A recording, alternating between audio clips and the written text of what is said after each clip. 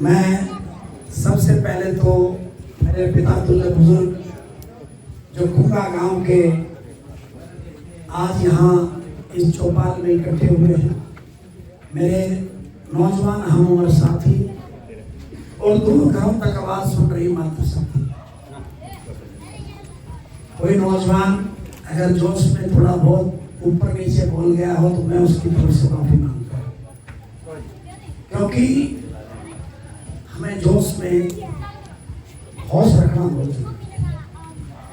मैं एक बात कहना चाहता हूँ, ना तीर से, ना तलवार से, ना बंदूक से, ना घोड़े से इन लोगों को अगर चलता करना है, तुम्हें तो चुनाव चिन्ह भी उस परम पिता परमात्मा ने, उस भगवान ने, उस अल्लाह ताला ने, वाहिगुरु ने, जीसस ने, जिसको भी आप मानते हैं, उसने ऐसा चुनाव निशान दिया। भाई मुझे तो सबसे ज्यादा खुशी हो रही है इस बात की कि मुझे कहना कि बहुत सारी चीजें भाग्य की विडंबनाएं हैं। परमात्मा करा रहा है, परमात्मा करा रहा है।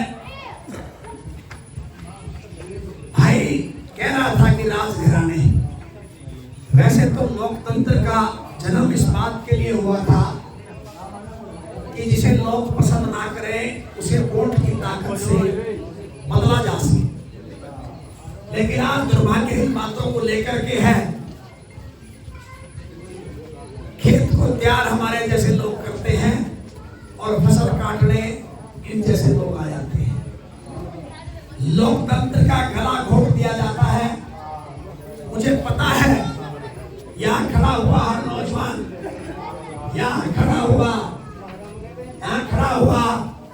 हर वो भाई, यहाँ बैठा हुआ हर चाचा ताऊ जो चाहता था वो नहीं हो पाया, क्योंकि पार्टियों के टिकट आवंटन में जहां खामियां हो जाती हैं, क्योंकि घराने, ये रजवाड़े, ये वो लोग जो इस बुजुर्ग से वोट तो ले गए लेकिन कभी दोबारा पूछा नहीं कि आपकी पीड़ा क्या है। और ध्यान कर लेना भाई, सामने खड़े हुए नौजवानों, वोट को बहुत छोटी चीज मत मानना। ये आएंगे, इन्हीं चौपालों में दोबारा आएंगे, आकर के फिर कहेंगे कि पिछली कमियों को हम ठीक कर देंगे। कितने साल लगे हैं चाचा? 20 साल हो गए तो हमने जींद पर राज करते हुए, अरे बाप दादा भी करके और हमने भी कर लिया।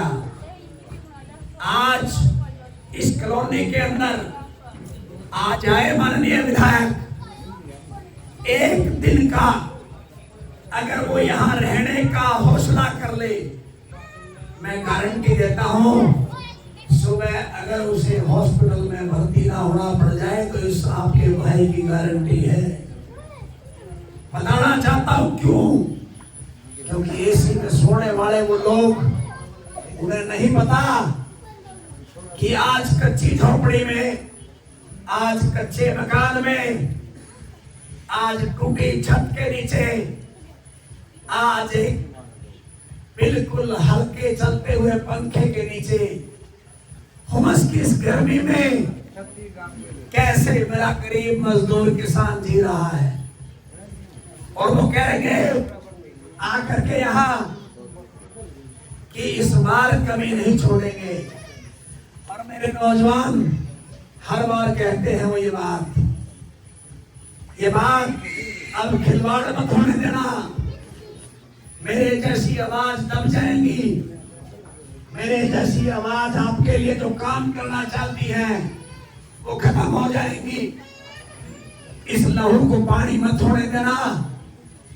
अगर आपकी रगों में उस किसान और मजदूर का खून है, जिस बेचारे की आज भी आंखें टकटकी लगाकर इनकी तरफ देख रही है कि कभी तो मेरा विधायक मेरे लिए काम करेगा, कब करेगा हमारा विधायक हमारे लिए काम। गलतियां हम कर जाते हैं, जात पे, धर्म पे, मजहब पे, अगड़े पे, पिछड़े पे, कान में मारी हुई फूंक पे। मारते कि नहीं मारते? आगे कहेंगे कि प्रदीप गिल थारा नहीं हो सकता। अरे एक कदम बढ़ा करके देखो अपने भाई की तरफ, आपको पता चल जाएगा कि इस नौजवान की मनसा क्या है। इस नौजवान की मनसा सिर्फ विधायक बनना नहीं है। इस नौजवान की मनसा इन घरों से आपका छुटकारा दिलाने की है। आज आपको स्वयं पता है क्या क्या आप भोग रहे हैं। मैं तो इस चौपाल में पहले भी आया हूं, आज दोबारा तुम्हारे से बात करने का मौका मिला, लेकिन साथ साथ निशान बताने का भी मौका आ गया।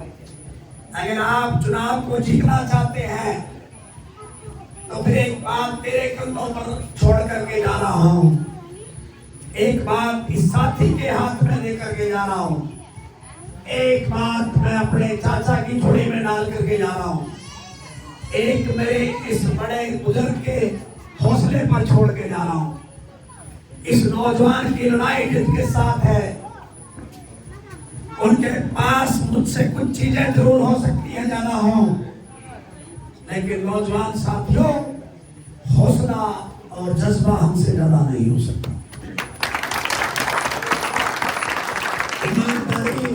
ईमानदारी हमसे ज्यादा नहीं हो सकती, निष्ठा हमसे ज्यादा नहीं हो सकती, तुम्हारे प्रति समर्पण हमसे ज्यादा नहीं हो सकता। ये बात मैं तुझे देकर के जा रहा हूं कि एक एक मातृशक्ति को, एक एक बुजुर्ग को बताना कि जहां हमारी जड़ें मजबूत है, जिस किसानी से खुंगा गांव एक 36 बिरादरी का गांव है, किसान के मजदूर के बेटे, आपकी एक जिम्मेवारी बनती है कि गन्ना किसान का जो चिन्ह आपको मिला है, इस चिन्ह को अपना एक सम्मान समझ करके हर घर तक पहुंचाने का काम करना। कर दोगे कि नहीं कर दोगे? हाथ उठा के विश्वास दिलाओ। अगर आपने ऐसा कर दिया और हर बुजुर्ग को अपने कंधों पर उठा करके, चाहे उसे गोदी में उठाना पड़े, चाहे उसे अपने कंधे पर बिठा करके पोलिंग बूथ तक ले जाना पड़े, चाहे उसे कोई ई रिक्शा और गाड़ी में ले जाना पड़े, 5 बजे तक इतनी वोट पोल करा देना कि फिर जब वो खुंगा गांव का जो मत पेटी, जो वो मशीन खुले, तो फिर सिर्फ उस मशीन में एक ही चुनाव चिन्ह बार बार दिखे, जिसका नाम है गन्ना किसान। अगर तुमने ऐसा कर दिया, अगर आपने अपनी एक एक वोट को ईमानदारी से भुगता दिया, फिर सारी चीजें अपने इस लाडले पर छोड़ देना, अपने बेटे पे छोड़ देना, अपने बालक पर छोड़ देना। दादी चाचा एक बात कह के जा रहे हो कि हमारे बड़े भी बैठे हैं, हमारे बड़े हो, थारे के लिए दगा नहीं करूंगा, तारा सगा बढ़कर के थारा काम करूंगा। और भारत को भी कहूंगा भाई, जिंदाबाद का नारा इसी चौपाल में दोबारा लगाना जब हम जीत करके आए। जिंदाबाद का नारा इसी चौपाल में जब लगाना, किसी एससी समाज के, बैकवर्ड समाज के, ब्राह्मण समाज के, सैनिक समाज के, हर समाज के, जाट समाज के, हर समाज के लिए अगर आपके भाई के नजर में समानता मिले तो तब मेरे लिए का नारा जरूर लगाना। इतने नारे लगाने की भी जरूरत नहीं है।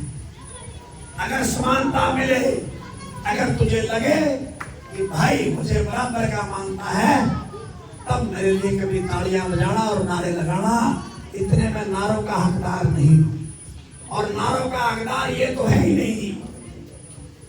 जमीर को मारना मत, दूर करो तकवा जिसको सुन रही है, जो यहाँ तक आने की भी जहमत कई बार नहीं उठाते। तुम बदलाव चाहते हो, तुम दर्द से बाहर निकलना चाहते हो, तुम चाहते हो कोई ऐसा व्यक्ति तुम्हारी सेवा करने आए जो तुम्हारा अपना बढ़ करके तुम्हारी, चाहे वो किसी प्रकार की भी लड़ाई है वो लड़े। तो बताना चाहता हूं भाई नौजवानों, आपका भाई किसी लालच से ओतप्रोत नहीं है। लालच की बात ये लोग करते हैं। मैं आपको सीधे तौर पर कहने आया हूं, अगर तुम लोगों ने मुझे विधानसभा भेजने का काम किया तो मैं बिल्कुल नेशनल मीडिया के चैनलों पर भी बोल चुका हूं कि मैं 1 रुपया भी जो विधानसभा से मुझे तनख्वाह मिलेगी उसका एक भी नया पैसा आपका भाई अपने शरीर पे, अपने परिवार पे, अपनी रसोई पे, अपनी गाड़ी पे, अपने ड्राइवर पे, किसी पे भी खर्च करने वाला नहीं है। ये मैं उन गरीब बच्चों की शिक्षा के लिए खर्च करूंगा जो पैसे के अभाव में कहीं न कहीं पढ़ाई छोड़ देते हैं। मैं ये उस बेटी पर खर्च करूंगा जो कहीं न कहीं बाप के साये से या ऊपर जो कमाने वाला है उसकी कमाई ना हो और गांव कहता है कि इसकी शादी कैसे करें, तो हम उसके लिए खर्च करने का काम करेंगे। मैं खर्च करूंगा उस बुजुर्ग के लिए जो आज मुझे ताकत देने के लिए लड़ाई लड़ रहा है। वो कोई भी हो, किसी बरादरी से, किसी धर्म से, जाति से हो, अगर उसके बच्चे सक्षम नहीं है और वो किसी बीमारी से ग्रस्त है तो आपका भाई, आपका बेटा आपको एक वचन दे करके जाता है, उस बुजुर्ग पे जो पैसा खर्च होगा उसकी बीमारी पर, वो आपके भाई की तनख्वाह से होगा। ये मेरा बात। कई लोग कोने में जाकर के, कई लोगों की आदत है वो कोने में जाकर के आज भी पॉजिटिव बात को नेगेटिव के रूप में करेंगे।